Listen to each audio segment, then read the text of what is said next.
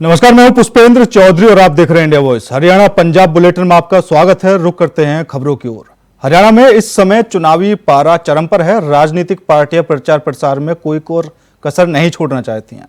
BJP, Congress और आम आदमी पार्टी प्रचार में पूरी ताकत झोंक रहे हैं। इसी क्रम में बीजेपी की एक चुनावी रैली पलवल में आयोजित हुई। इस रैली को राज्य के सीएम नायब सिंह सैनी और पीएम मोदी ने संबोधित किया। नायब सिंह सैनी ने इस दौरान केंद्र और राज्य सरकार की उपलब्धियां गिनाई।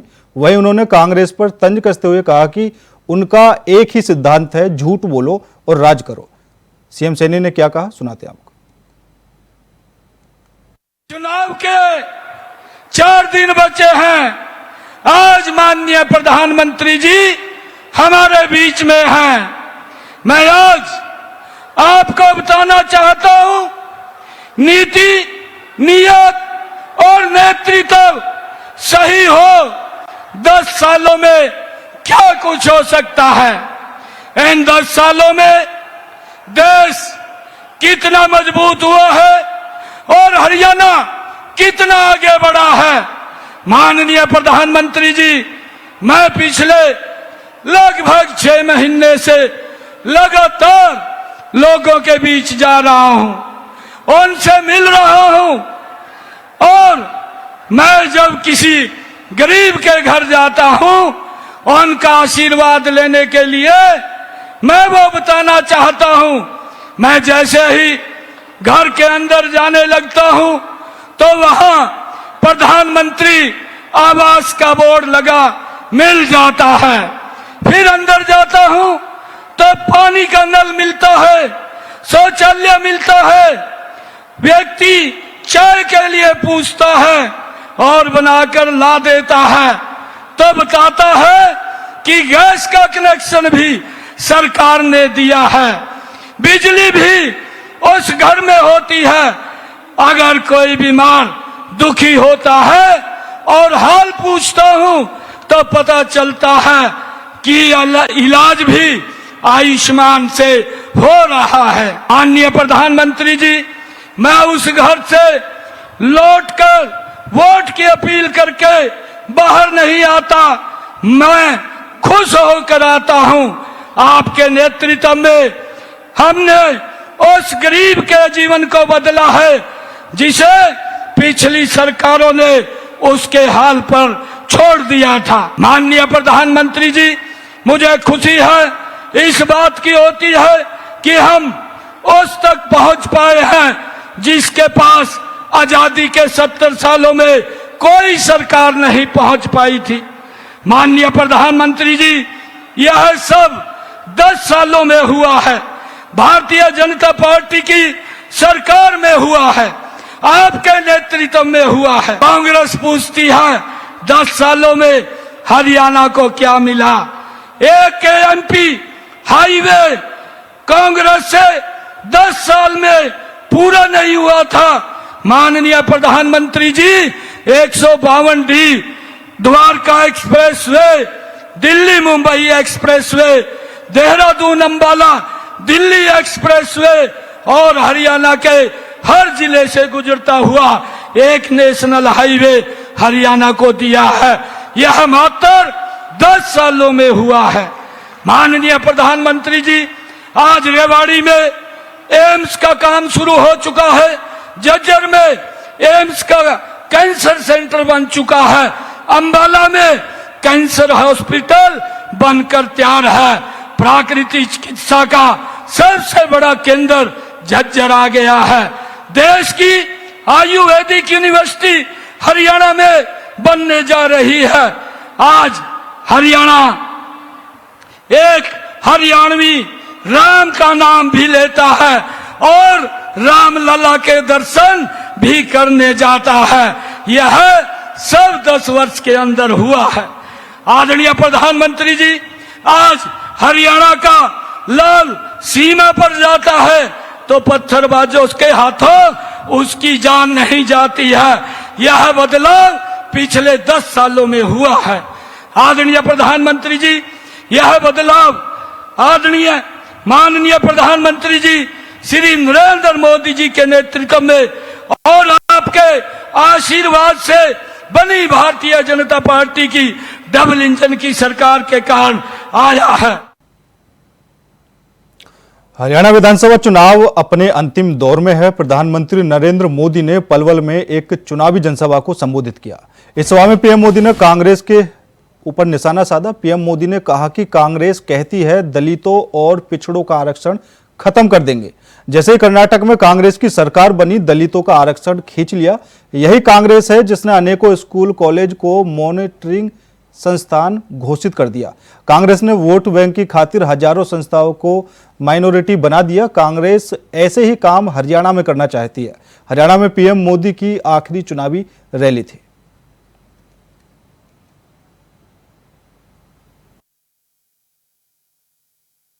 मेहनत से काम करो, लेकिन कांग्रेस का फॉर्मूला है न काम करो और न दूसरों को काम करने दो। कांग्रेस की राजनीति केवल झूठे वादों तक सीमित रहती है, जबकि भाजपा की राजनीति मेहनत करना और परिणाम ला करके दिखाना।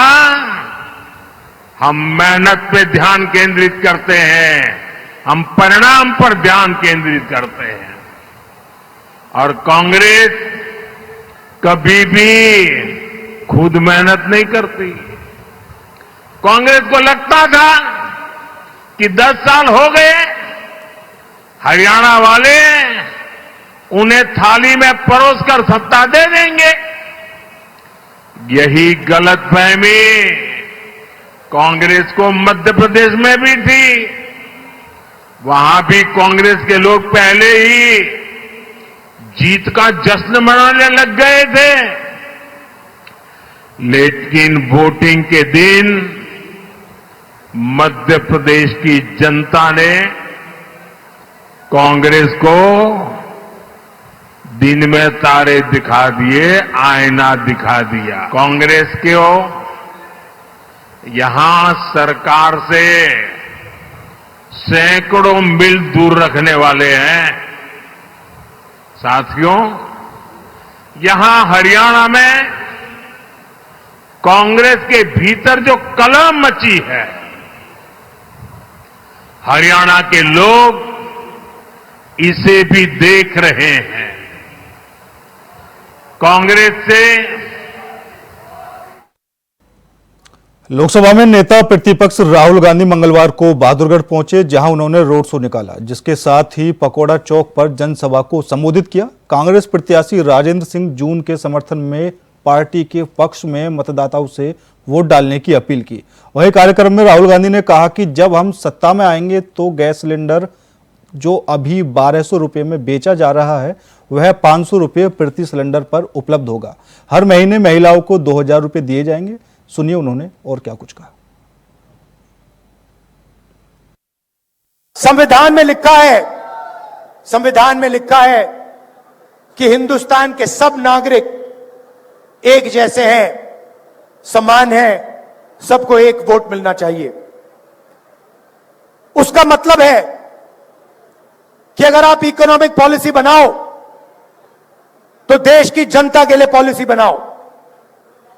जब नरेंद्र मोदी 16 लाख करोड़ रुपए अरबपतियों, 25 अरबपतियों के माफ करते हैं और किसानों का कर्जा माफ नहीं करते हैं, स्टूडेंट्स का कर्जा माफ नहीं करते हैं, माताओं बहनों का कर्जा माफ नहीं करते हैं, तो वो इस संविधान पर आक्रमण कर रहे हैं।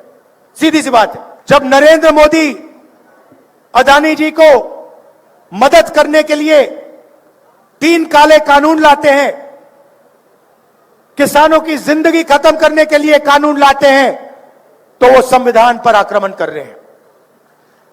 जब नरेंद्र मोदी जी का चेहरा आपको 24 घंटा टीवी पे दिखता है, अदानी अंबानी की मीडिया जब 24 घंटा उनका चेहरा आपको दिखाते हैं, तो आपको पता लग जाना चाहिए कि इस संविधान पर आक्रमण हो रहा है। आपने कभी मीडिया में किसान का चेहरा देखा है? मजदूर का चेहरा देखा है? गरीब कारीगर का चेहरा देखा है? ना। क्यों नहीं? क्या इस देश में सिर्फ अरबपति और नरेंद्र मोदी हैं? मीडिया में आपने किसी गरीब व्यक्ति की शादी होते हुए देखी है? देखी कभी?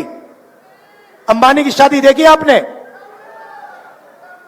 आपको मालूम है कि अंबानी जी ने अपनी शादी में हजारों करोड़ रुपए खर्च किए। यह किसका पैसा है? यह किसका पैसा है? आपका पैसा है। आपको शादी करवाने के लिए बैंक अकाउंट में पैसा नहीं है। बैंक लोन लेकर आप अपने बच्चों की शादी कराते हो। बसपा प्रमुख मायावती इनेलो नेता के जगाधरी की रैली में बार बार दलित शब्द इस्तेमाल किए जाने से नाराज हो गई। उन्होंने इनेलो नेता को कहा कि आपको बाबा साहब अंबेडकर का बनाया संविधान पढ़ना चाहिए और जानना चाहिए कि वहां दलित के लिए किस शब्द का इस्तेमाल किया गया है। उन्होंने कहा कि 1977 में दिल्ली में एक 3 दिन का जाति तोड़ो सम्मेलन रखा गया था और उसमें युवाओं की ओर से उन्होंने मुझे बोलने के लिए बुलाया। जब मैं वहां बोलने के लिए गई तो वहां पर जितने भी जनता पार्टी के नेता थे वो बार बार हरिजन हरिजन बोल रहे थे। बाबा साहब के बारे में इनको जानकारी है, लेकिन ये भी जानकारी लेनी चाहिए कि SC ST के लिए क्या लफ्ज इस्तेमाल किया गया है। क्योंकि मुझे याद है सन 1977 में जब मैं वकालत की पढ़ाई कर रही थी, LLB फर्स्ट ईयर की स्टूडेंट थी, दिल्ली यूनिवर्सिटी से पढ़ रही थी।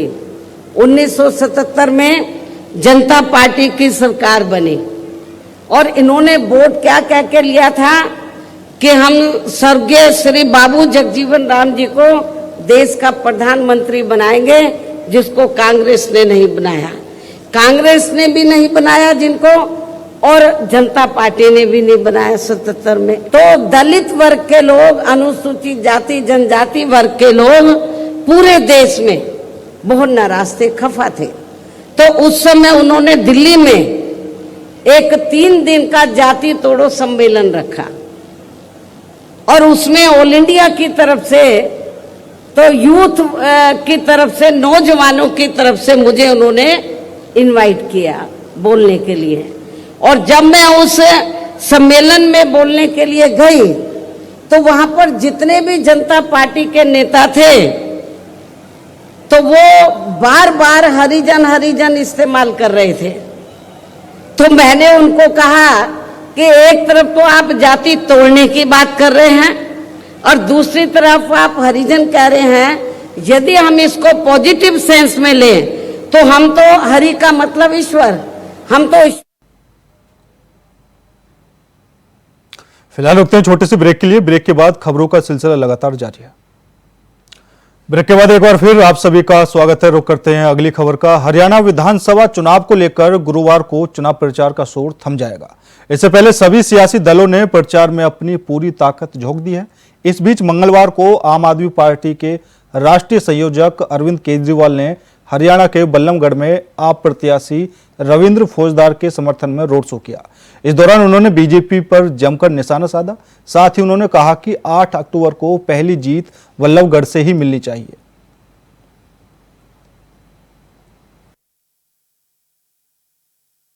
सबसे पहले आप सब लोगों का तहे दिल से शुक्रिया अदा करना चाहता हूं। इतनी भारी संख्या में आप सब लोग आज यहाँ पे एकत्रित हुए, हमारे साथ रोड शो में शामिल हुए। मैं तहे दिल से आप सबका शुक्रिया अदा करना चाहता हूं। दोस्तों, आज मैं आपके भाई रविंद्र फौजदार जी के लिए आपका आशीर्वाद मांगने के लिए आया हूं दिल्ली से।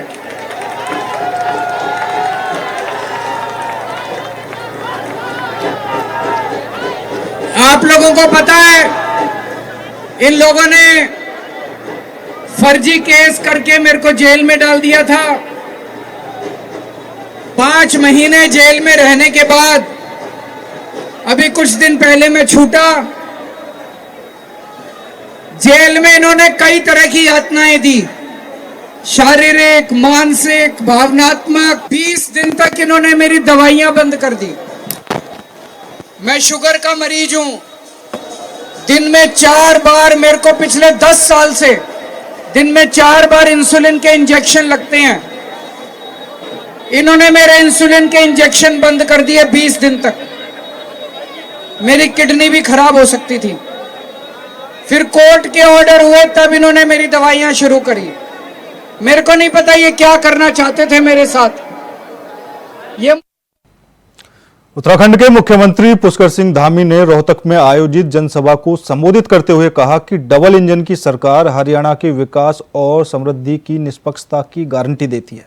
दूसरी तरफ वहीं कांग्रेस परिवार है जो भ्रष्टाचार, तुष्टीकरण, परिवारवाद की बेड़ियों में पूरे हरियाणा को फिर से जकड़ना चाहता है। हमारे आदरणीय प्रधानमंत्री मोदी जी के नेतृत्व में डबल इंजन की सरकार है जो हरियाणा के विकास और समृद्धि की गारंटी देती है, शांति की गारंटी देती है, निष्पक्षता की गारंटी देती है, पारदर्शिता की गारंटी देती है। एक तरफ तो यह है और दूसरी तरफ कौन है? दूसरी तरफ वही कांग्रेस, वही एक परिवार जो भ्रष्टाचार, तुष्टीकरण, परिवारवाद की बेड़ियों में फिर से पूरे हरियाणा को, पूरे रोहतक को फिर से जकड़ना चाहता है। कांग्रेस पार्टी ने अपने देश की आजादी के बाद लंबे कालखंड तक 60 वर्षों तक इस देश के अंदर किसी पार्टी ने शासन किया है तो उस पार्टी का नाम है कांग्रेस पार्टी। भाइयों, भ्रष्टाचार को जन्म देने वाली कोई पार्टी है, भ्रष्टाचार की जननी किसी पार्टी को कहते हैं तो उस पार्टी का नाम है कांग्रेस पार्टी। और इसने देश की जनता को लूटने के सिवा कुछ नहीं किया है।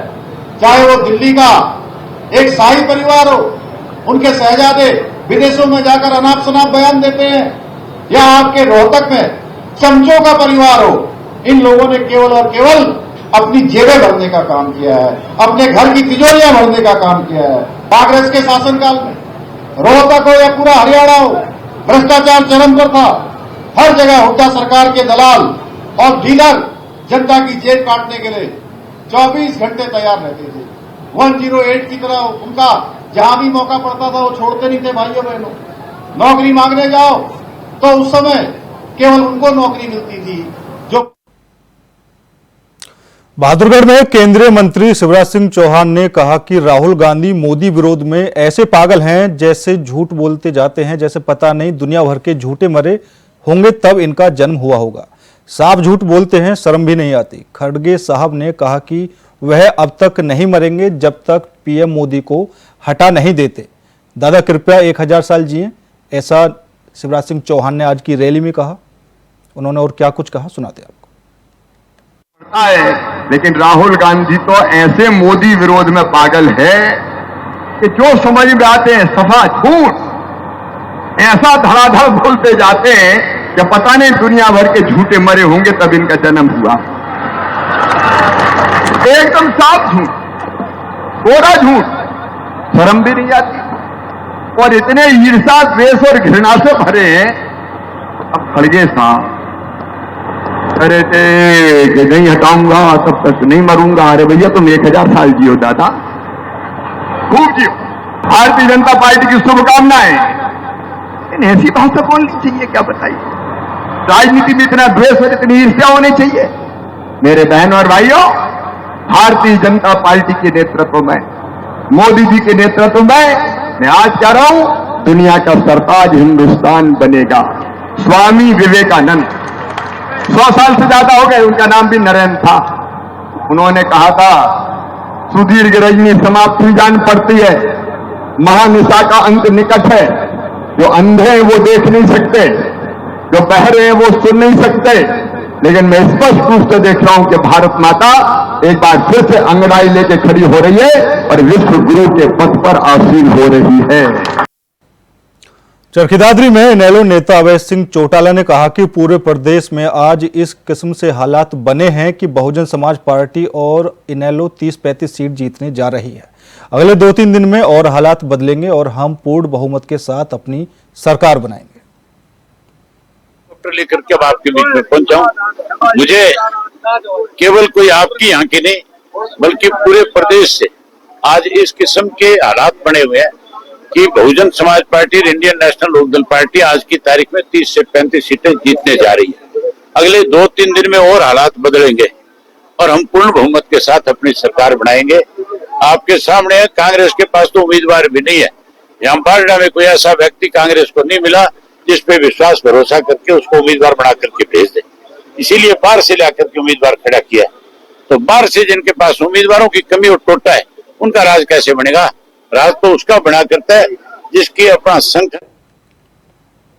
पंजाब के मुख्यमंत्री भगवंत मान ने पंजाब में पराली प्रबंधन और फसल खरीद के संबंध में बैठक की। पंजाब सरकार पराली जलाने के मामलों को लेकर सख्त हो गई है। भगवंत मान की सरकार ने पराली जलाने की घटनाओं को नियंत्रण और प्रबंधन के लिए 845 नोडल अधिकारियों की नियुक्ति की है। ये नोडल अधिकारी विशेष रूप से उन क्षेत्रों में लगातार नजर रखेंगे जहां पराली जलाने के मामले ज्यादा होते हैं।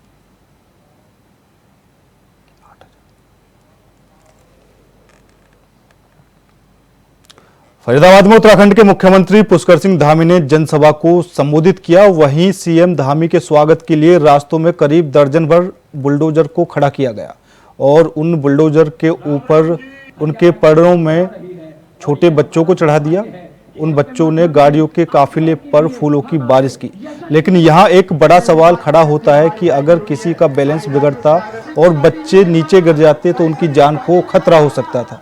तस्वीरों में साफ देख सकते हैं किस तरह बच्चे बुलडोजर के पलड़े में बैठे हैं और फूलों की बारिश कर रहे हैं।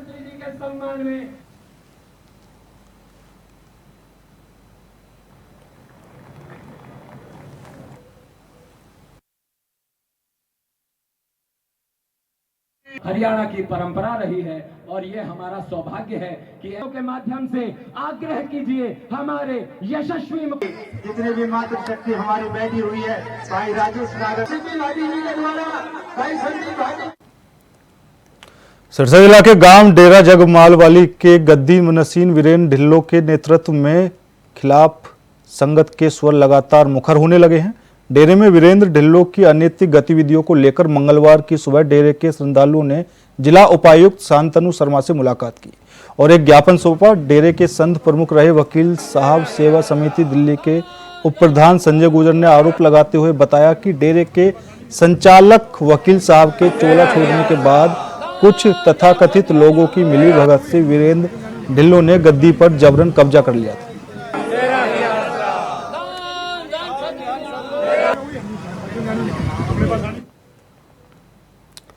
पूर्व केंद्रीय मंत्री और सांसद अनुराग सिंह ठाकुर ने पलवल में पार्टी प्रत्याशी गौतम के पक्ष में विशाल जनसभा को संबोधित किया। अनुराग सिंह ठाकुर ने कहा कि आज हरियाणा में कांग्रेस के अंदर एक अनार 100 बीमार की स्थिति है।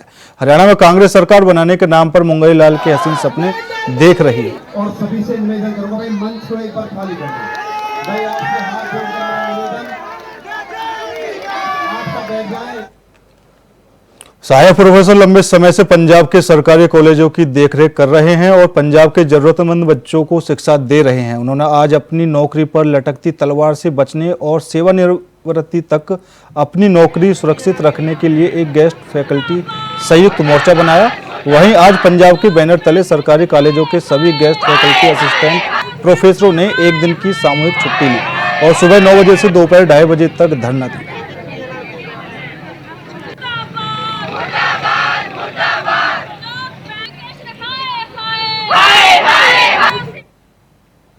रेवाड़ी विधानसभा में कांग्रेस प्रत्याशी चिरंजीव राव का ग्राफ लगातार बढ़ रहा है, जिसके चलते यह भी पता नहीं चल रहा है कि आखिर कांग्रेस का मुकाबला है किससे।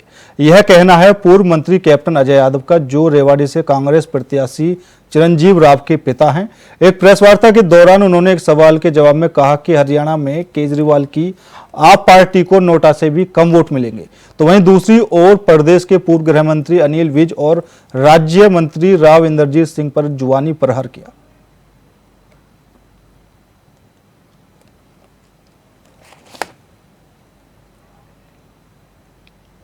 फिलहाल मेरे साथ इस बुलेटिन में इतना ही। बाकी देश और दुनिया की तमाम खबरों के लिए देखते रहिए इंडिया वॉइस। नमस्कार।